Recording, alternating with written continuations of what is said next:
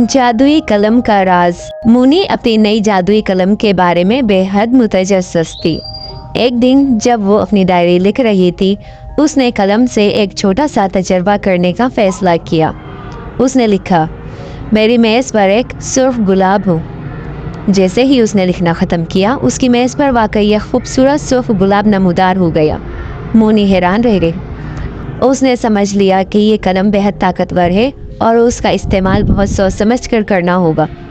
एक रात जब मोनी अपने कमरे में सो रही थी, जादुई आईने से एक रोशनी निकली और उसकी मेज़ पर एक खत जाहिर हुआ।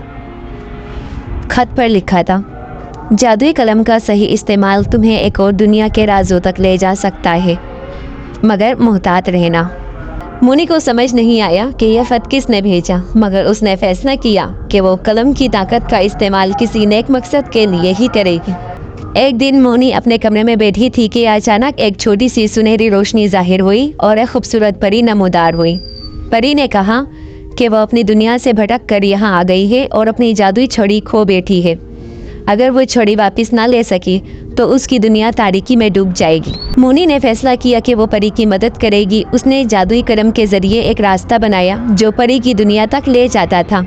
जैसे ही वो उस दुनिया में पहुंची, उन्हें एहसास हुआ कि ये दुनिया वीरान हो चुकी है। हर तरफ अंधेरा था और अजीबोगरीब मखलूक छुप कर उन्हें देख रही थी। परी ने बताया कि उसकी जादुई छड़ी एक देव के कब्जे में है जो एक पहाड़ी की चोटी पर रहता है। मोनी ने कलम का इस्तेमाल करते हुए एक जादुई कमान और तीर बनाया जो सिर्फ सच्चाई के दुश्मन को निशाना बना सकता था। देव तक पहुंचने के लिए मोनी और परी को खतरनाक जंगल अबूर करना पड़ा, जहां उन्होंने एक जादुई दरख्त देखा। जादुई दरख्त ने बताया कि देव को जादुई जाल में कैद कर लेना और इस वक्त वो एक पहाड़ में छुपा है। मोनी ने दरख्त का शुक्रिया अदा किया और आगे बढ़ गई।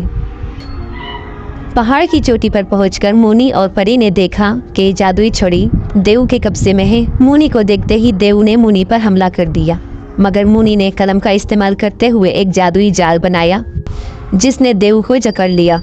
देव को शिकस्त देने के बाद उन्होंने छड़ी हासिल कर ली। जैसे ही परी ने अपनी छड़ी इस्तेमाल की, उसकी दुनिया दोबारा जिंदा हो गई।